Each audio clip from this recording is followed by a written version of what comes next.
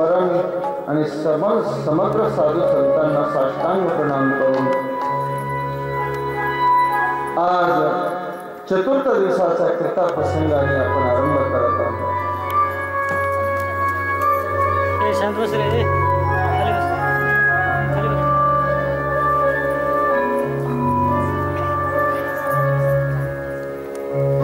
गेल्या 4 दिवसापासून मोठ्या आनंदाने उत्साहाने आपण हा संपन्न होत असलेला दिव्य नाम महोत्सव तसं पाहता हे 14 वर्षापासून चाललेली अविरत अशी भगवंताची सेवा.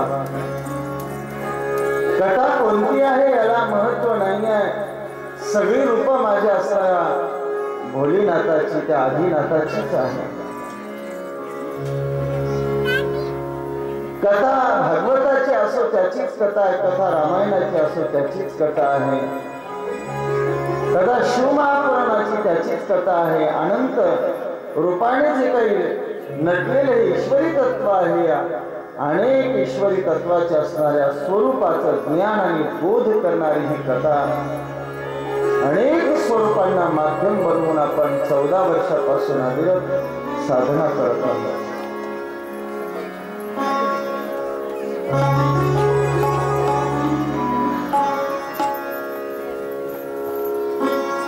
काल मोठ्या आनंदाने आणि उत्साहाने आपण त्या ठिकाणी श्रवण करत होता.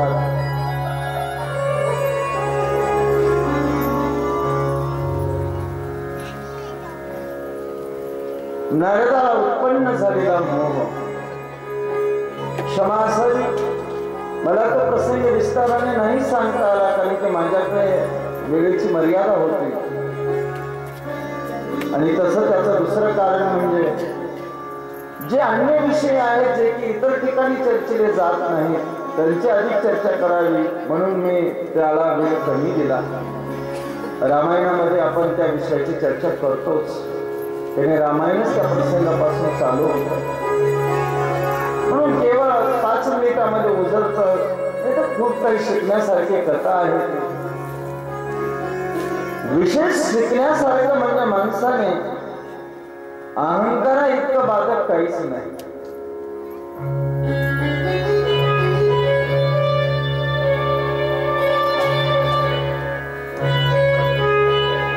अहंकार माणसाला साधनेपासून परावृत्त करतो. अहंकार माणसाला स्वत्वापासून दूर नेतो.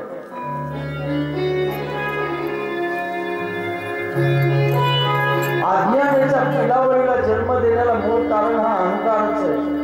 हे प्रत्यक्ष अज्ञानाचं स्वरूप आहे.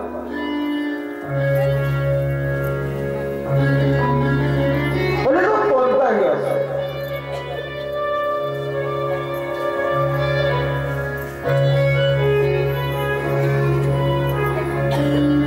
म्हणून तर तुकोबारायला म्हणावं लागलं, अहंकार गेला आणि तुका म्हणे देव झाला.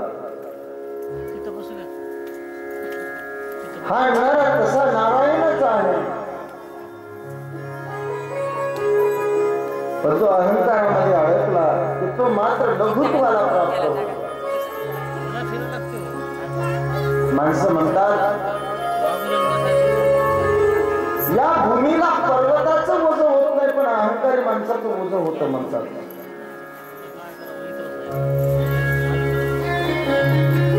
नारदाला अहंकार झाला.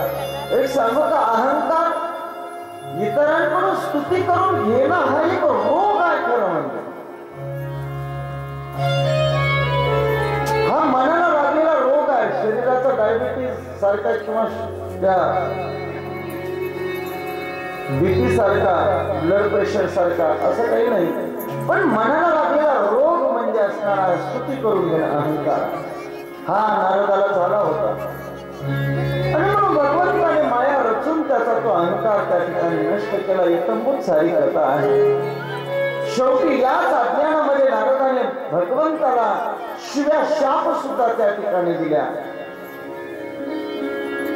सांगितलं, प्रभू या सर्व गोष्टीतून जर या मायेजाळातून सुटायचं असेल, या पापातून, तर मला काय पर्याय.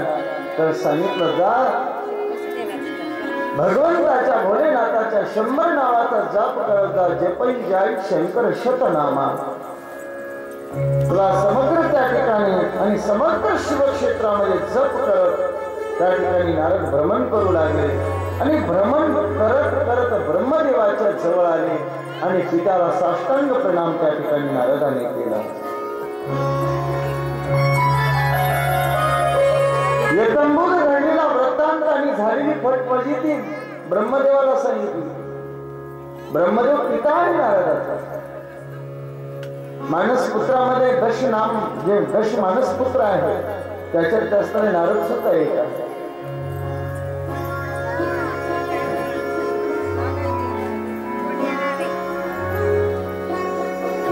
शरण आले ब्रह्मदेवाला आणि विनंती केली, प्रभू या अज्ञानातून मला काढा. जी फटफजिती एकदा झाली ना आता दुसऱ्यांदा नको व्हायला. मला हे कळालं नाही, भगवान शिव तर निर्गुण असणारे आहेत.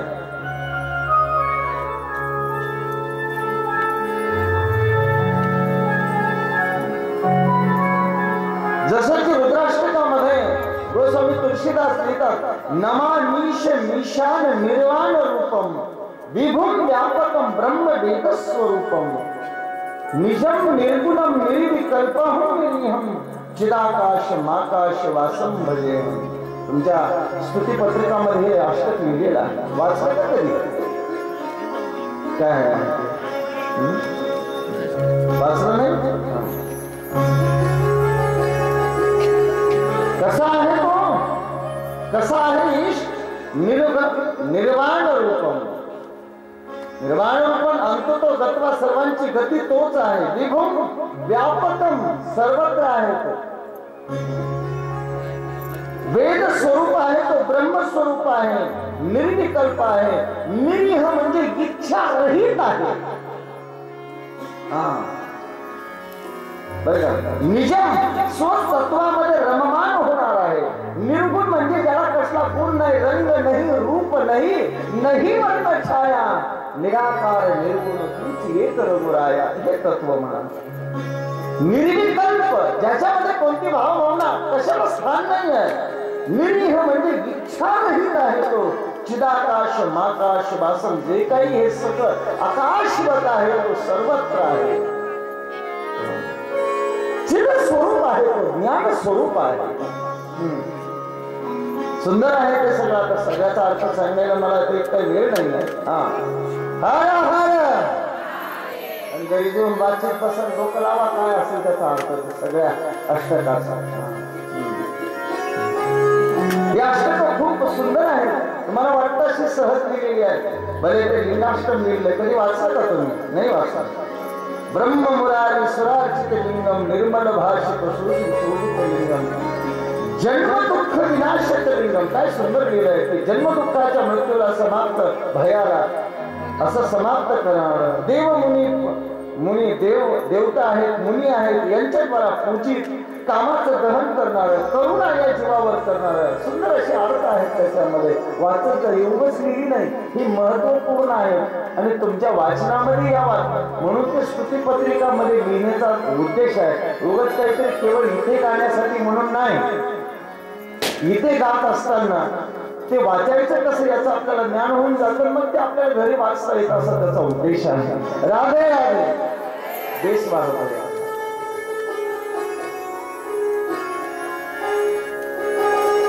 मला सांगायचं होतं की असं निर्गुण निराकार असणारं जे शिवाचं स्वरूप आहे हे सगुण साकार का होतं, कसं होतं, कृपा करून मला सांगावं, त्यांची लीला सांगावी अशी विनंती नारदाने ब्रह्मदेवाला केली आणि ब्रह्मदेव त्या ठिकाणी सांगू लागले. अति थोडक्यात सांगतो तुम्हाला. षष्टी दिसतात ज्याला आपण निर्विकार जे आहे तत्व त्याला पुरुष समजूया. पुरुष त्याला ईश्वरीय तत्व म्हणा, पुरुष तत्व म्हणा, महत्त्व म्हणा, जे म्हणायचं ते म्हणा. याला एका नावामध्ये बांधता येणार नाही लक्षामध्ये घेता, कारण त्याला नावच नाही ना. मानाल ते नाव आहे. नाहीतरी तुम्हाला माहिती आहे गजेंद्राने जेव्हा स्तुती करायला सुरुवात केली त्यावेळेस कोणतं नाव घेतलं होतं?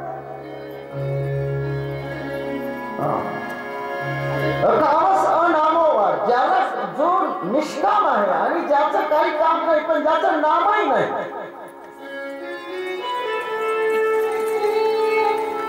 ज्या शक्तीला मला नावानेही बांधता येत नाही, ती नावामध्येही सामावल्या जात नाही,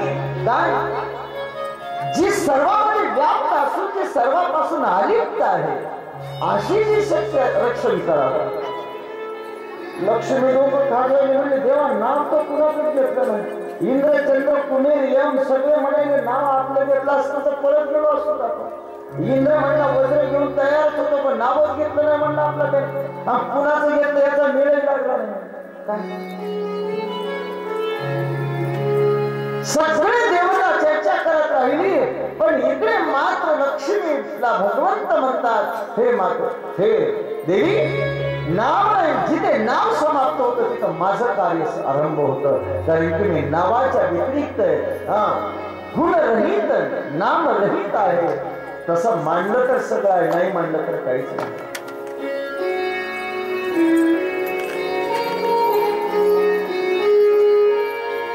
काम सर्व कामोवा असा तृप्त असणारा निष्काम जर कोण असेल तर मी आहे. मग म्हणले काय सगळं गेली हक आहे लक्ष्मी ती कहे गजरात गेली. मला काही प्रसंग थोडाच सांगायचा, इथे उल्लेख फक्त करायचा. म्हणून त्या तत्वाला पुरुष तत्व म्हणा की आधी तत्व म्हणा, महत्त्व म्हणा, जे म्हणायचं ते म्हणा, या तत्वापासून प्रथमतः या तत्वाने या जगतामध्ये शक्तीला प्रगट केलं. आपली जी क्रियाशक्ती आहे, या क्रियाशक्तीला या जगतामध्ये त्या भगवंताने त्या अधिशक्तीने पहिलं प्रगट केला. आणि या क्रियाशक्तीने हा चितविलास करण्यासाठी, म्हणून हा जो काही जगत आहे ना, हा पुरुषाचा चितविलास नाही, तर भक्त्या परमपुरुषाच्या क्रियाशक्तीचा हा चितविलास म्हणजे हे जगत आहे.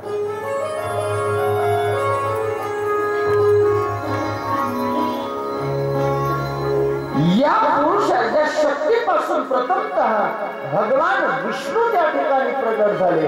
आणि या भगवान विष्णूच्या नाभीमधून कमळ उत्पन्न होऊन ब्रह्मदेव उत्पन्न झाले.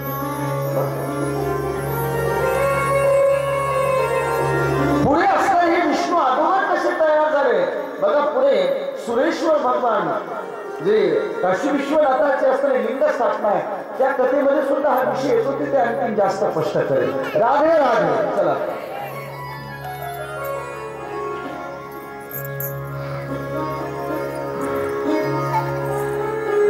या शक्ती या विष्णूपासून ब्रह्मदेवा उत्पन्न झाले.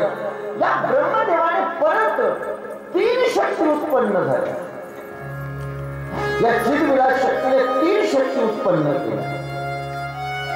या भगवती शक्तीने 3 शक्ती, एक उमा रूपाने प्रगट झाली, एक रमा रूपाने प्रगट झाली आणि एक वाग्देवी रूपाने प्रगट झाली. कळालं तुम्हाला?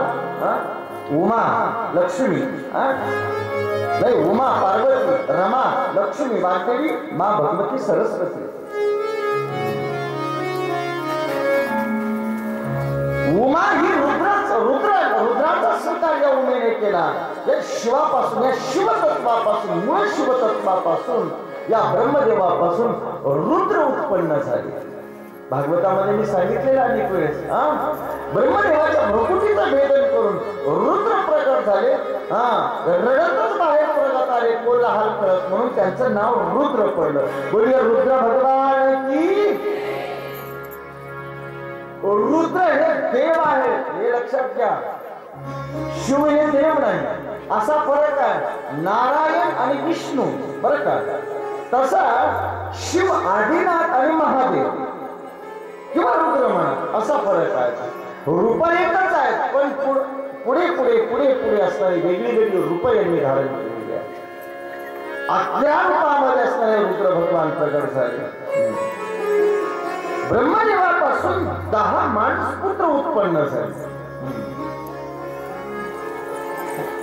उमेचा स्वीकार रुद्रांनी म्हणजे महादेवांनी केला, रमेचा भगवान विष्णूंनी केला आणि सरस्वती ब्रह्मदेवांनी केला. जसे मानसपुत्र त्या ठिकाणी पहिले 4 उत्पन्न झाली, ज्यांचा असताना सनत सनंदन आणि सनातन सनत कुमार ही 4 आहेत. त्यानंतर दशमानस पुत्रांना जन्म त्या ठिकाणी ब्रह्मदेवाने निर्माण केला. ही मानसीय सृष्टी उत्पन्न आहे. याच्यामध्ये आत्री आहेत, अंगिरा आहेत, ब्रह्मू आहेत, मरीची आहेत, कुलू आहेत, ऋतू आहेत, अत्रि आहे, तो दक्ष आहे, पुन्हा आणखी नारद आहे. या दशनामपुत्रांना त्या ठिकाणी मानसपुत्रांना निर्माण केलं आणि याच दशमानसपुत्रांना प्रजापती ही संज्ञा देण्यात आली. काय? प्रजापती. यांना प्रजापती म्हणतात. म्हणून माहित आहे का? दक्ष प्रजापती. यांच्याकडे प्रजापतित्वाचा मान आहे. पुढे सृष्टी कशी निर्माण करावी हा प्रश्न उत्पन्न त्यामध्ये झाला आणि यांच्यापासून एक जोडा उत्पन्न झाला. एकाच्या त्या पुत्रीचं नाव आहे संध्या आणि या संध्या इतकी रूपवती होती. तिला पाहून ब्रह्मदेवाला कामना उत्पन्न झाली आणि या ठिकाणी कामदेवाची निर्मिती झाली.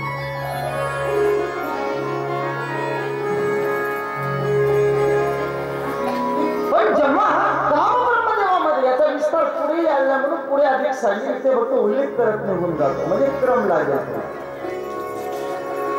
ब्रह्मदेवाला हा काम उत्पन्न झाल्यामुळे सगळीकडे घृणा झाली, सगळीकडे निंदा होऊ लागली. मग हे निंदनीय शरीरच नको म्हणून ब्रह्मदेवाने पूर्व असणारं शरीर याचा त्याग करायचा ठरवलं आणि नवीन आणि नूतन शरीर धारण केलं. दोषयुक्त हे शरीरच नको मला, याच्यातून दोष घडलेला आहे. म्हणून या दोन्ही भागात शरीराचे दोन भाग उत्पन्न झाली.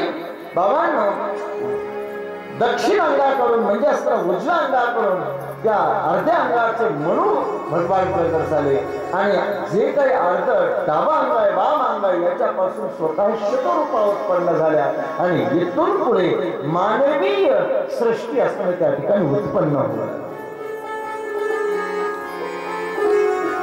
म्हणून आपल्याला मानव म्हटलं जातं. आणि या सृष्टीचा विस्तार सांगता सांगताच नारदाने ब्रह्मदेवाला प्रश्न केला. म्हणजे महाराज मला एक प्रश्न सांगा. कसं माणसाचं कधी कधी ऐकता ऐकता नाही तर हे असं ऐकायला नारदाला काय कोणाला कठीण वाटतं ऐकायला. नारदाला वाटलं असं म्हणून नारदाने बोलता बोलताच असताना ब्रह्मदेवाला एक प्रश्न केला. काय प्रश्न केला? गदा कदा गतो हि कैलासम शंकर भक्तवत्सल सखित्वं तस्यासि कुबेरेण महात्मना. हे पिताश्री हे सांगत असताना हे मला पुढे सांगत पण माझ्या मनात एक प्रश्न उत्पन्न झालेला तो आधी तुम्हाला सांगतो ते सांगा. हे तर कधी कधी असं होतं प्रश्न आपल्या मनात येतो आणि त्यावेळेस विचारायला जर सांगा नाही मिळाला तर थोड्या वेळी प्रश्नच विसरून जातो. असं काही माणसांना होतं. काही माणसं काही विचारायला येतात आणि विचारता विचारता बोलता बोलता दुसरीकडे चर्चेतून पुन्हा म्हणतात महाराज एक मला विचारायचं होतं. अरे विचारा नाही आता लक्षातच यायचं. आता त्याला काय कदाचित नारदाला याची भीती वाटत असेल म्हणून प्रश्न विचारला. हे प्रभू कदा गतो हि कैलासम शंकर भक्तवत्सल. मला हे सांगा भगवान भोलेनाथ हे भक्तवत्सल कैलासावर यांनी कधी आगमन केलं? गोवा सत्यत्वम तस्यासी कुबेरी महात्मन. आणि या कुबेराबरोबर भगवान भोलेनाथाची मैत्री का झाली मला कृपा करून सांगण्याची विनंती करावी आणि कैलासावर कसा प्रवेश झाला. मुळे नमः पार्वती पदे. बाकीचं काम तुम्ही करीत जा. मला ऐकायला आलं तर कथं मी सांगणार, नाही आलं तर नाही सांगणार. तुम्हाला वाटतं का मला रोजानं लावले?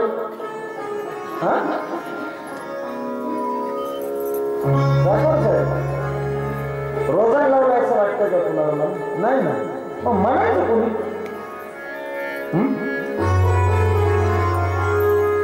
ते ठेका मी कधी घेत नाही. कुठंच घेत नाही ठेका घेत नाही. हे तुम्ही आम्ही म्हणून सत्संग करू एवढं वचन देतो. मग बोले नमः पार्वती पते. आणि सांगायला आरंभ करतात ब्रह्मदेव. अशीत कांपिल्य नगरे सोमयाची कुलोद्भव दीक्षितो यज्ञ दत्तोरण्य यज्ञ विद्या विशारद सुंदर अशा प्रकारे ब्रह्मदेवाने वर्णन करतात. हे पुत्र, हे नारद, कंपिल्य नावाचं एक नगर आहे आणि या कंपिल्य नावाच्या नगरीमध्ये एक यज्ञ दत्त नावाचा वेद धर्म परायण असा एक दिव्य महान विद्वान एक ब्राह्मण राहत होता. कोणतं नगर आहे विचारलीपणाने शेवटी कांपिल्य नगर. अशी इथं कांपिल्य नगर आहे. या नगरामध्ये सोमदत्त नावाचा धर्मनिष्ठ असा एक ब्राह्मण राहत होता. महान विद्वान होता आणि त्याचा असा सुखी आणि प्रपंच होता. काही बाबत कमी नव्हतं. विद्वान होता, धर्म पंडित होता, महान ज्ञानी होता, एक धर्मनिष्ठ होता.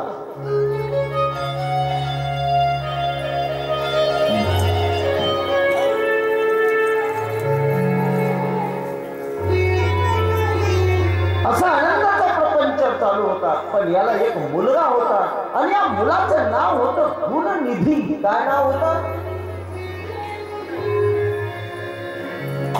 नाव याचं गुणनिधी होतं, पण ह्या समग्र दुर्गुणाचा निधी होता. हा दुर्गुणाची खाण होता. एकही याच्याकडे गुण नव्हता. असा हा गुणनिधी. काही काही कसं असतं, नाव असतं,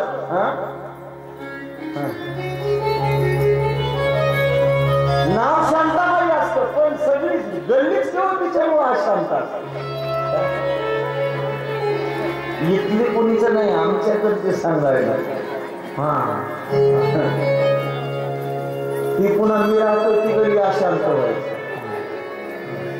म्हणजे मला सांगण्याचा उद्देश नाव म्हणजे मावली आणि बाजारातून जाताना काळी कॅरी बॅग घेऊन जातो. काय करायचं पूर्वी?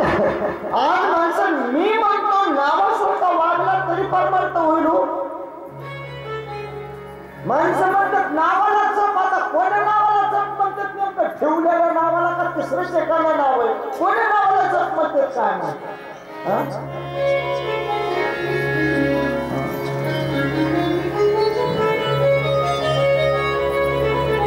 काही नाव म्हणून गुणनिधी बाबांना महादुर्गुणी त्या ठिकाणी होता. माता पिता मोठ्या आनंदाने त्या ठिकाणी त्याचं रक्षण करायचे, पालन करायचे. एक सांगू ना, कोण्याही पित्याला एकच अपेक्षा असते की माझा मुलगा माझ्यासारखा माझ्यापेक्षा कर्तृत्ववान निघाला पाहिजे. नवीन नवीन प्रत्येक पिता दिसताना घरामध्ये कठोर दिसत असतो, पण सदैव आपलं जे काही पुत्र आहे हा आपल्यापेक्षाही महान कीर्तिवंत निघाला पाहिजे ही तर सुप्त अपेक्षा त्याच्या अंतःकरणामध्ये असते. माता वर्गाकडे ही अपेक्षा असलंच असं नाही. माता वर्ग फक्त खाण्यापिण्यातच खुश असतं. लेकरू रडलं नाही, डोळ्यातून पाणी नाही आलं, त्याच्यातच खुश असतात काही माता. पण बाप पिता म्हणणार दिसताना कठोर दिसत असतो, परंतु तो केवळ म्हणून तर कोणी कोणी विचारवंत म्हणतात की माता केवळ आज पुत्र असताना जेवला की नाही आजच्या दिवसाच्या फक्त त्याच्या जेवणाची काळजी करते, परंतु पिता मात्र त्याला जीवनपर्यंत सन्मानाने जगता आणि जेवता यावं याचा विचार करतो. माता फक्त सकाळी काय बनलंय आणि संध्याकाळपासून भाकरी पुरत्या खाल्ल्या, ही नाही समजली दुसरी करून देऊ का? ठीक आहे, पण पिता मात्र याला जीवन पर्यंत सन्मानाने जगता यावं याचा विचार करण्यामध्ये तो धडपडत असतो आणि ही अपेक्षा असतो त्याची स्वाभाविक आहे.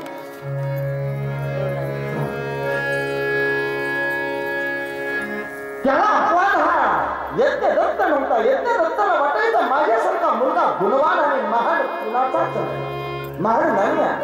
फक्त सदैव म्हणावं की याला असं लक्ष ठेव, जे लागेल ते पण आपला गुणनिधी सामान्य नाही राहिला पाहिजे.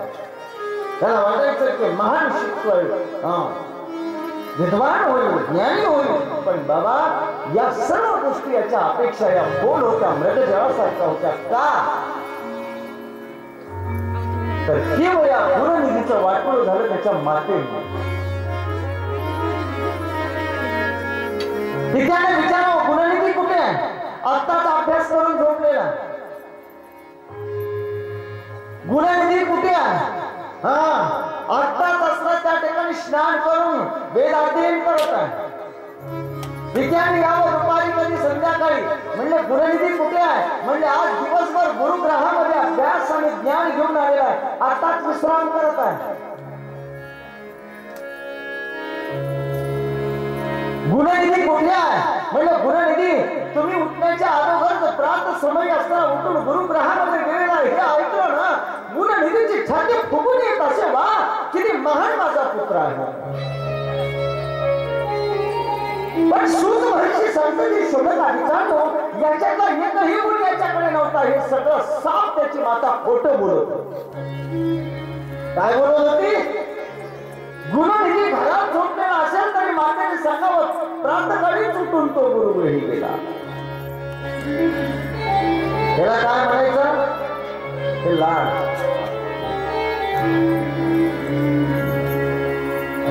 प्रत्येक वर्षी यज्ञ दत्ताला असताना ते खोटं सांगत असे. बाबांनो, असं करता करता सर्व गोष्टीवर याच्या अवगुणावर पडदा पडत गेला. ना हा कोणत्या गुरुग्रहामध्ये जात होता, ना कधी पूजा अर्चन करत असे, ना कधी वेद विद्याभ्यास करत असे. सदैव मात्र केवळ पित्यासमोर याचे गोडवे गावे, पण गोडवे गाण्यासारखा गुण याच्यामध्ये एकही नव्हता. पाहता पाहता एक एक अवगुण याला चित्रत गेला आणि या मातेच्या चुकीमुळे हा एक नंबरचा अवगुणी नवे नवे अवगुणाचा निधी हा गुणनिधी बनला. हर हर.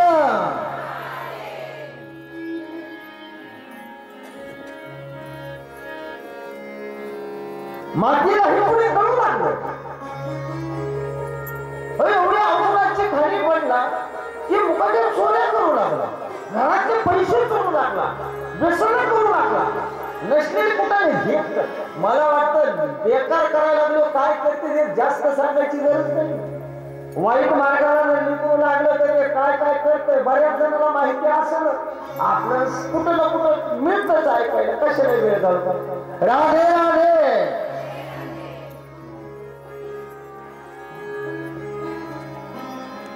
पाहता पाहता हा गुरुनिधी मोठा झाला आणि आता याचे हे दुर्गुण दिसू लागले आणि माता त्रस्त झाली. आपण एक सांगू का, वेळ गेली ना पुन्हा त्याचा उपयोग होतो. एक सांगू, आम्ही ज्या पाल्याला जन्म दिला त्याला योग्य संस्कार देण्याची जबाबदारी सुद्धा आमची. शास्त्र म्हणत आहे की जर तुम्हाला मुलाला योग्य संस्कार देता येत नसतील तर त्या मुलाला जन्माला घालण्याचा अधिकार तुम्हाला नाही. तुम्ही योग्य संस्कार नाही केले तर तो पापमय जीवन जगेल आणि पापमय जीवन जगल्यामुळे त्या पापाचं खापर तुमच्या माथ्यावर फुटेल. परिणामी तोही नरकात जाईल आणि तुम्हालाही नरकात घालेल आणि येत्या आत्म्याचा आणि येत्या पिढीला त्या ठिकाणी बर्बाद करण्याचं पातक तुमच्या मस्तकावर. मी म्हणतो अवगुणी मुलगा जन्माला येण्यापेक्षा जन्माला नाही आलेला सर्वात उत्तम आहे.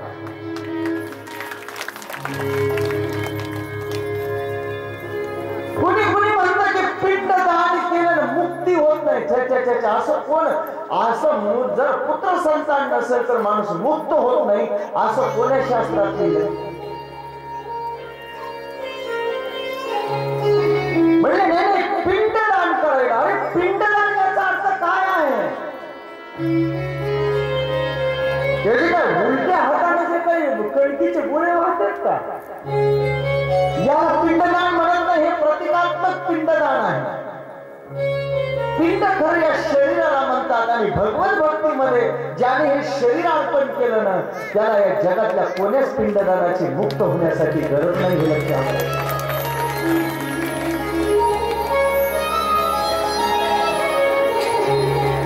पिंडदानाने केवळ मुक्ती मिळाली असते किंमत तोडली नसते. आणि म्हणून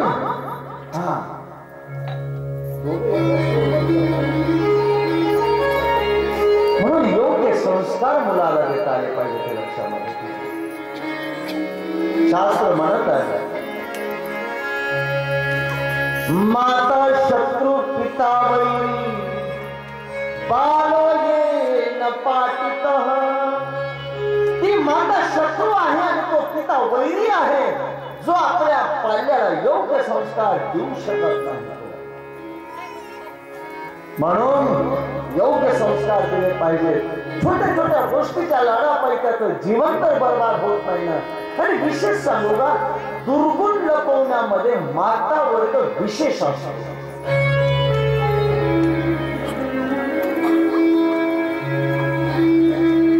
कोण असतो? माता वर्ग हा विशेष असतो, ते लक्षात ठेवा.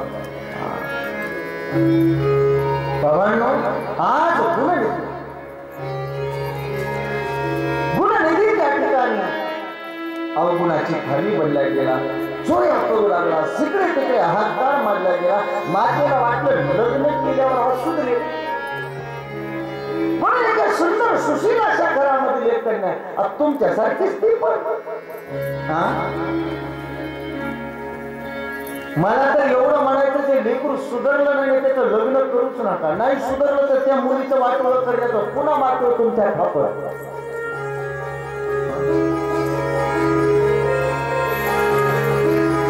मला ते लेकर नसल्यावरच निवांत वाटतं.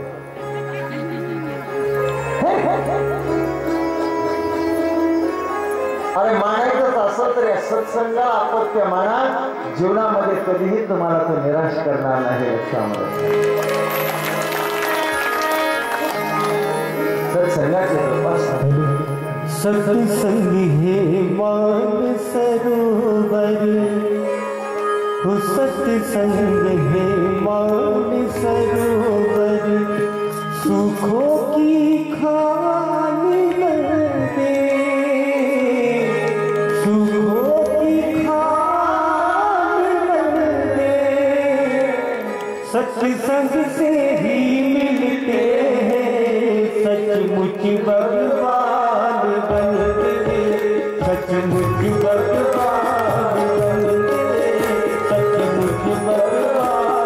बनते, सत्संग है मान सरोवर, सत्संग है मान सरोवर, सुखों की खान बन गए, सुखों की खान बन गए, सत्संग से ही मिलते गए सचमुच भगवान बनते, सचमुच भगवान बनते, सत्संग गए मान सरोवर।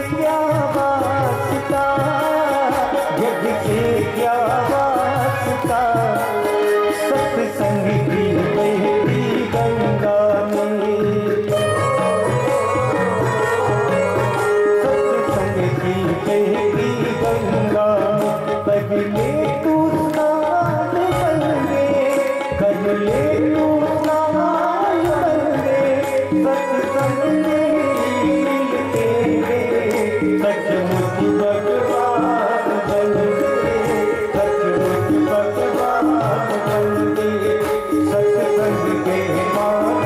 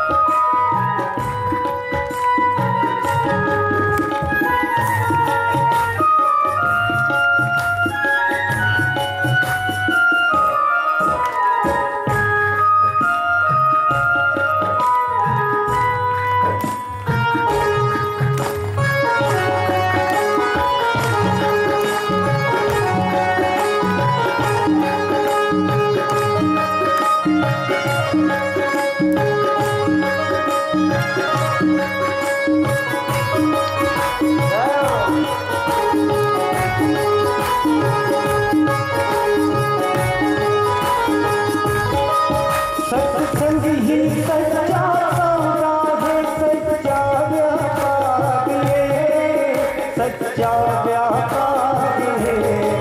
परमार्थ के प्रेमी को सत्संग ही आधार है, सत्संग ही आधार